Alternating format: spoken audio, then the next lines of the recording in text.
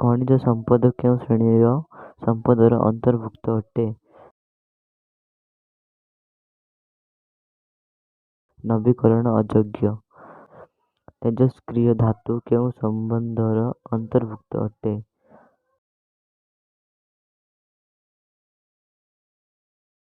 ପୁନରୁଦ୍ଧାର ଅଯୋଗ୍ୟ। ଅଙ୍ଗାରକୁ ବାୟୁରେ ଉତ୍ତପ୍ତ କଲେ କ'ଣ ଉତ୍ପନ୍ନ ହୁଏ? ଅଙ୍ଗାରକାମ୍ଳ ଗ୍ୟାସ୍ ଓ ଉତ୍ତାପ।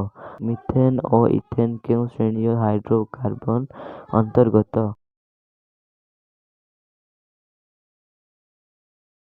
ପୃକ୍ତ। ଟେଟ୍ରାହେଡ୍ରନ୍ ମିଥେନ୍ର କେନ୍ଦ୍ର ସ୍ଥଳରେ କେଉଁ ପରମାଣୁ ଥାଏ?